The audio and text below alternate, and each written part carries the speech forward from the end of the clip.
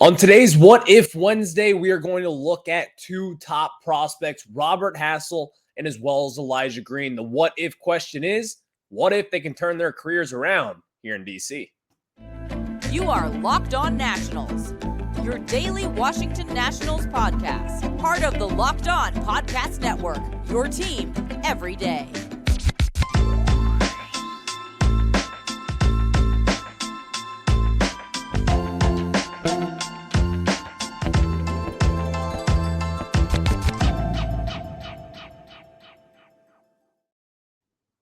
And thank you all for making Locked On Nationals your first listen every single day, as we are free and available wherever you get your podcasts. I'm your host, Ryan Clary. You can catch me over on Twitter at RyanClary11 and as well as the show page at LO_Nationals. And later on in today's show, we're going to be getting into a kind of a brilliantly dumb thing that I thought of over the last few days here. And I kind of have bought into this theory. I'll explain that a little later on in today's show, as Nick Senzel has come into DC.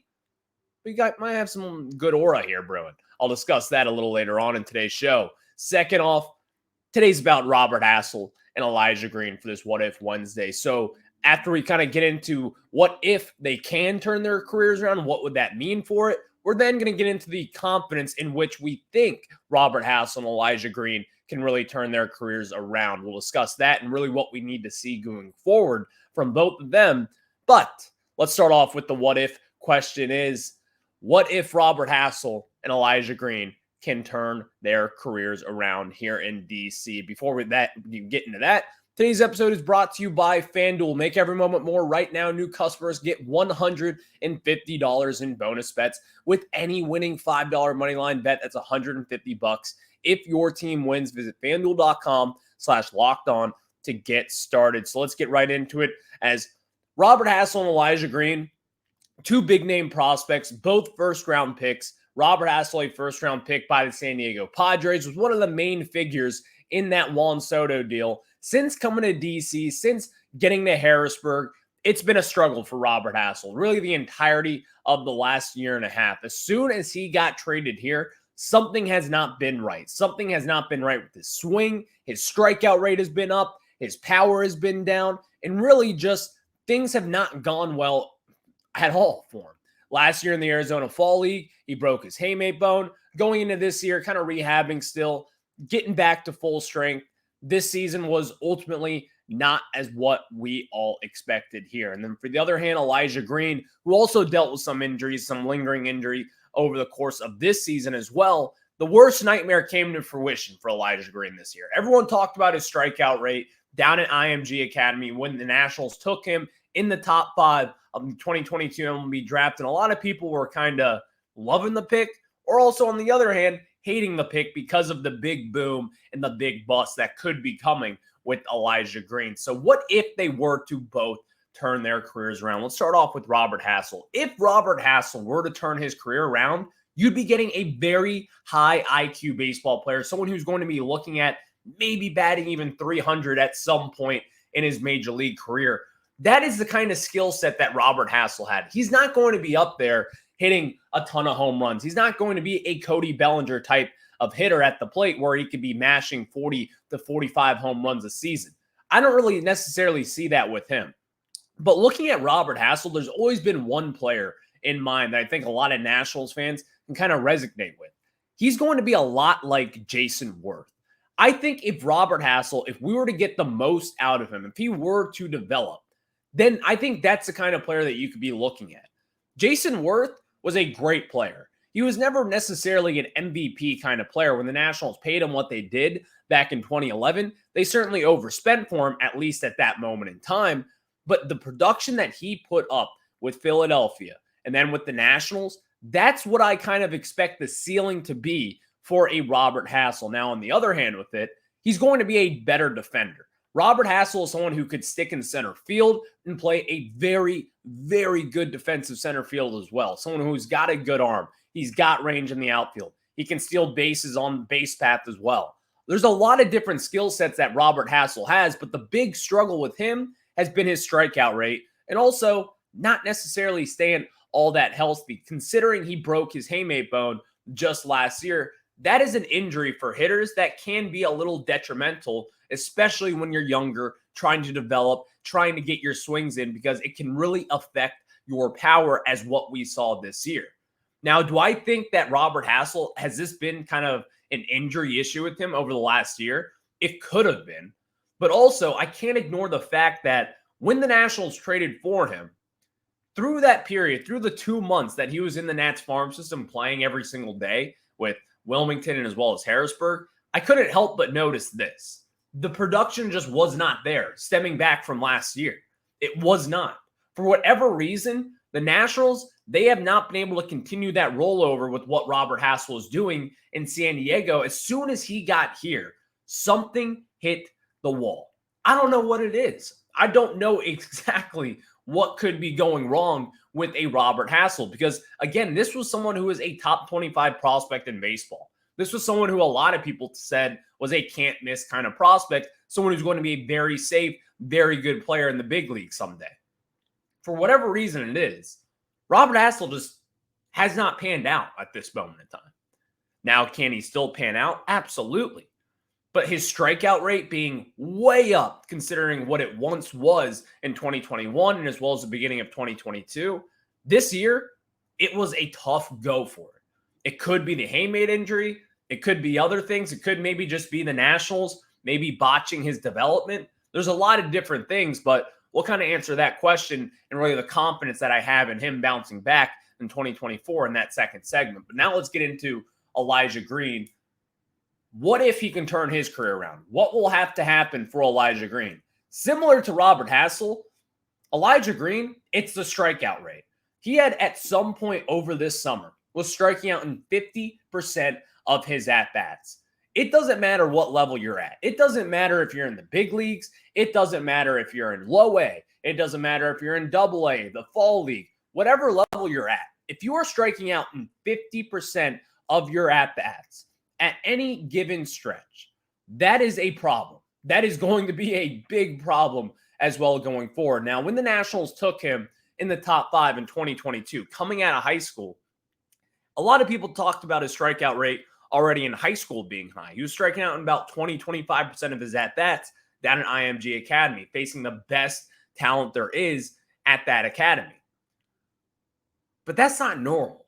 And so when the Nationals took him, we all expected Elijah Green to have kind of these flaws, and it's going to be a little bit of a workaround. And in that first year in rookie ball, he kind of killed the baseball, having a 900-plus OPS in that summer, only a handful of games, showed off some power, showed off some range in the outfield. And again, I still think Elijah Green has got one of the highest, if not the highest ceiling in the Nationals farm system that consists of James Wood, Brady House, and Dylan Cruz.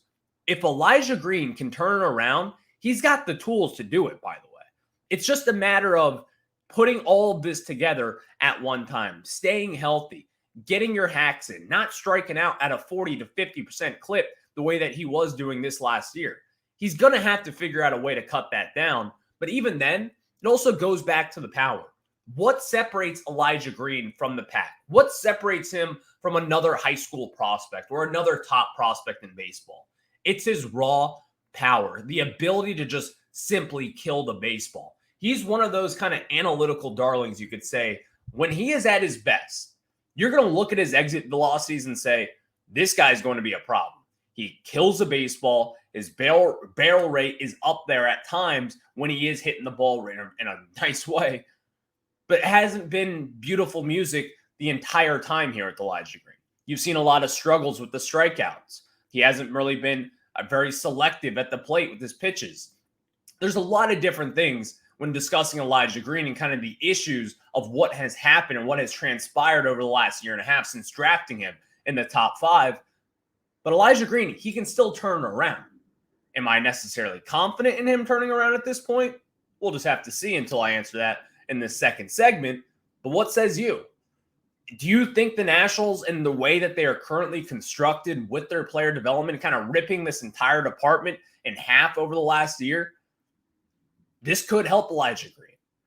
And if he were to turn it around here in DC with the Nationals and kind of stay with them, stick with the process, see what the Nats can do, get the most out of him, you're going to get a very impactful player. Is he ever going to reach that ceiling that we were all kind of dreaming of about a year and a half ago? You can't say no at this point, but you also can't say yes, that it's going to definitely happen at this. But if you were to just get a little glimpse of that, just a little bit, this Nationals team, let's say put Robert Hassell in this conversation as well. If you were to get both those guys back at a healthy level, going into this season, really being productive, flying through the minor leagues, Elijah Green's killing the baseball, hitting home runs, his exit velocity's back up, both their strikeout rates are kind of back down and kind of have deflated a little bit. That is when you will see this Nationals farm system soar in the rankings. If you were to get even just one of those two guys to just play at the levels that we were all kind of thinking that they would be when you traded for Hassel and drafted Green, just get one of those guys to be what you thought they would be. That is when this kind of system changes a lot of different things here. Because we know the outfield talent that we have. You may be thinking, we have too much outfield talent. We need a little bit more infield talent. We need pitching help. You can never have too much when it comes to prospects. In this Nationals team, you got to make your strength, and you got to keep your strength. So what is your confidence in Robert Hassell and Elijah Green breaking out on a scale of 1 to 10?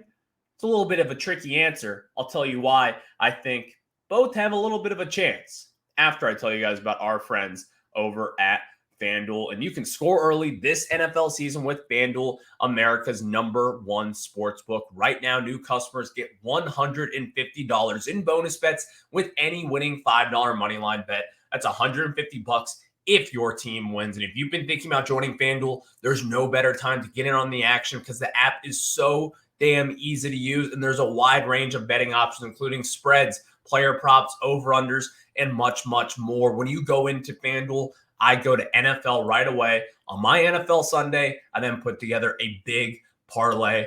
I love doing this. It's fun with FanDuel. They give you all the updated odds, and they make it so easy to use. Join me, and when you do so, go to FanDuel.com/lockedon. Again, FanDuel.com/lockedon to kick off the NFL season. Again, FanDuel.com/lockedon. FanDuel, the official partner of the NFL. Thank you all for making Locked On Nats your first listen every single day, as we are free and available wherever you get your podcasts. And of course, this is the Robert Hassell and Elijah Green show. But next, we got some good aura coming from Nick Senzel. I'll explain why I think that after this segment. So what is your confidence in either Elijah Green or Robert Hassell kind of making this turnaround? What is your confidence on a scale of 1 to 10? Let's start off with Robert Hassell here first, because Robert Hassell, he's probably the one who's definitely the one who's closest to the major leagues, someone who could be up maybe at some point this summer, depending on what he does, depending on how the Nationals really feel with what they can do with him down the line. But right now, with Robert Hassell on a scale of 1 to 10, I'm at about a 5 to a 5.5 out of 10 when it comes to Robert Hassell. And Robert Hassell, here's the thing. There's a track record with him. Since being drafted in the first round by the Padres, in years past, Robert Hassell has, number one, he has hit for average. And all the skills that they were promised coming out of the draft, he has shown those at basically every single level. For whatever reason, over the last year and a half, we discussed this in the first segment, it has not worked out here in DC. But with the Nationals' new player development system kind of getting back into the analytics grove, I think the Nationals, if they were to kind of turn someone around in this system, or maybe just kind of have someone come out of nowhere, put on that in quotation marks, you could say, Robert Hassell would be that guy at this moment because he's got the talent. A lot of people are still high on Robert Hassell, and they probably should be, in fact. He's got a lot of different skill sets.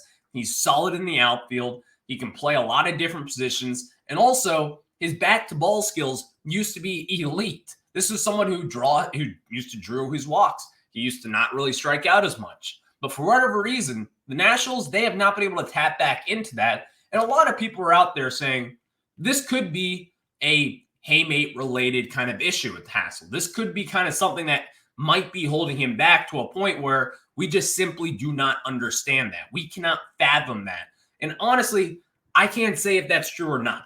Because Robert Hassell, there was reports of him kind of tweaking his haymate bone back with the Nationals in Harrisburg just last season, and then fully breaking it down at the Arizona Fall League in 2022. That kind of allowed him not to have this full-on healthy offseason. He had to go right into surgery last October, get that fixed up, and then he was healthy, really 100% healthy, probably at some point this summer.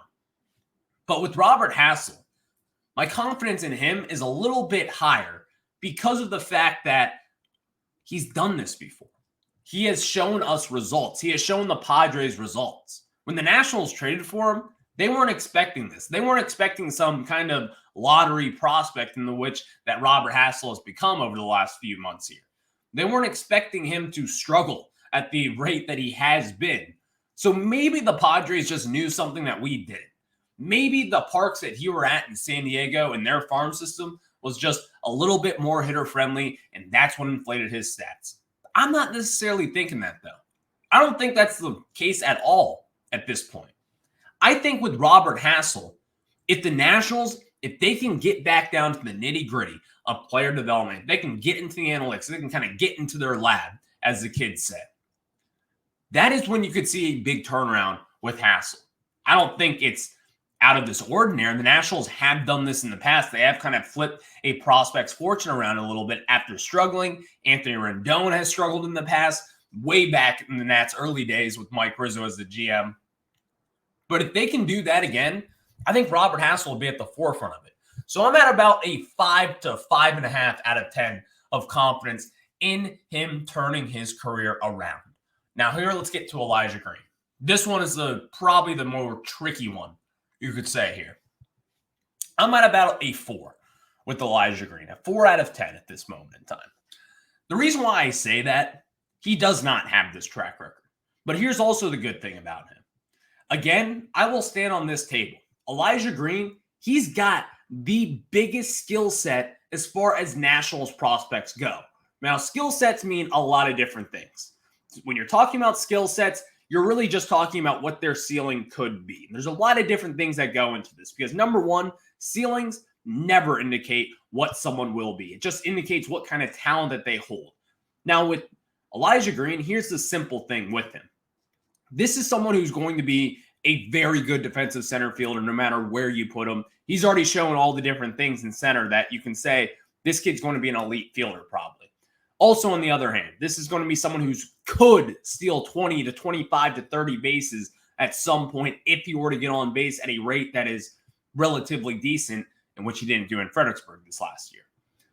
But the reason why I put him at a 4 out of 10 and maybe a little slight downtick from Robert Hassell is, again, because of the track record. I have not seen it yet with Elijah Green. He had those, 12 to 15 games down at rookie ball where he had a good slash line. But even then, you can't really just put rookie ball and say, this guy's going to be good in the next 15 games because of it.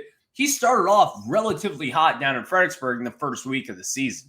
He had a really good slash line. A lot of people are like, maybe the Nationals did hit on something. Maybe the Nationals have turned around their player development system, and now we have a little bit more juice. And it would be a good thing, by the way, because we all know you need a little bit more juice in this farm system to really kind of get this thing going. But with Elijah Green, it just comes back down to this. The Nationals, this is going to be a big project. Think back to middle school or high school when you have that big science fair project that's due at the end of the year. You're working on it for months with your classmates. You're planting some seed in the back of the science classroom, sticking it under a heat lamp and trying to see if that thing can sprout or not. Most of the time, those projects usually kind of end up in a little bit of a disaster. But sometimes you strike gold and you can win the science fair. The Nationals, they're not out of the clear yet. They got a lot of hurdles to jump here when it comes to Elijah Green. We've talked about it with the high strikeout rate. You got to tap back into the power. You have to make sure he stays healthy. And ultimately, you have to make sure this kid stays confident because he's still just a kid. And this guy has a ton of talent with him. There's a lot of different things and a lot of tools that he possesses that the Nationals simply do not have in their system. And I'll say it. He has the highest upside in this Nationals farm system. It's just a matter of if he can stay consistent and ultimately What will he do with this talent? What will the Nationals do with this talent?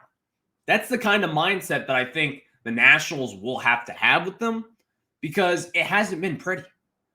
It has not at all. But it doesn't mean you can't just get the most out of him and then bail on. We'll just have to see what the Nationals do with them. But at this moment in time, Robert Hassell and Elijah Green, this has been their show. They're very good prospects. They both got a ton of potential. No one should be out on them yet, especially Elijah Green. I want to say that. Is all these numbers, are they concerning? Of course they are. But don't be out of them yet. Don't just let this new regime, let the new player development thing kind of take its course, see if they can turn it around. Brad Ciolek, Danny Haas, all the different guys who are now heading this operation in the front office. Maybe we can get some good things coming our way.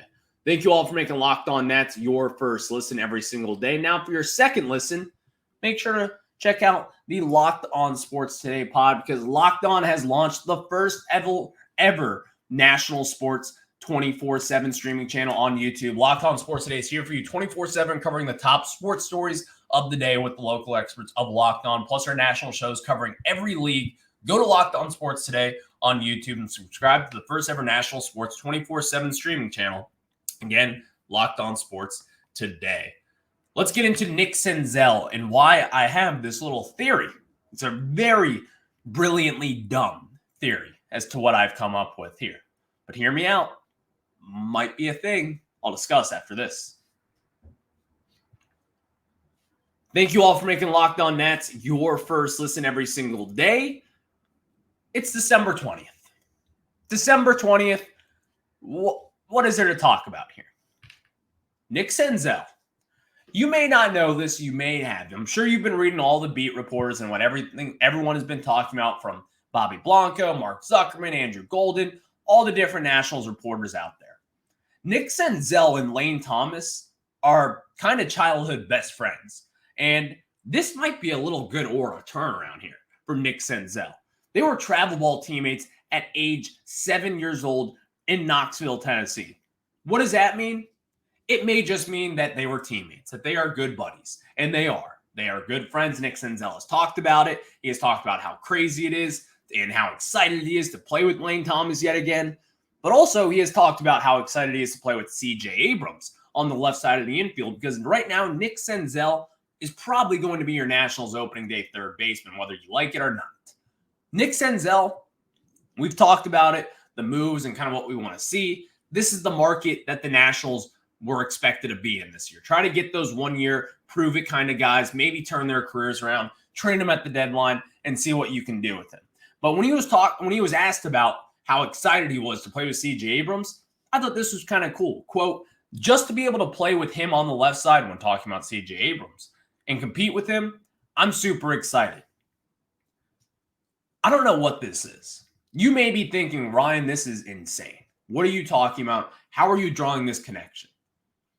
What if we can have something good? What if the Nationals can kind of turn this thing around when it comes to Lane Thomas and Nick Senzel? What if this best buddy relationship can kind of come into fruition? Nick Senzel goes back to being a kid, killing the baseball when he was playing travel ball down in Tennessee with Lane Thomas. What if Lane Thomas can now get the best out of himself and get the best out of Nick Senzel as well?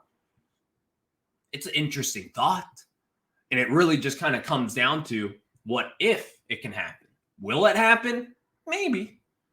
But what if it can happen? And if the Nationals can tap into that talent, what does that mean for everyone going forward? I'm just saying, there might be some good aura here brewing in DC for Nick Senzel.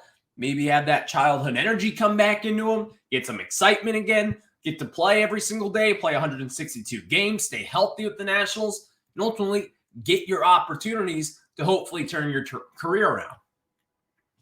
I'm just saying, there may be some good aura here brewing for the Nationals at the Navy Yard. Thank you all for making Locked On Nats your first listen every single day, as we are free and available wherever you get your podcasts. And of course, check us out over on YouTube. Just search Locked On Nationals there. And wherever you get your podcast, again, search Locked On Nationals. That is where you will find us every single day, and hit that subscriber button I'll catch you guys on the flip side. Have a good one. Enjoy.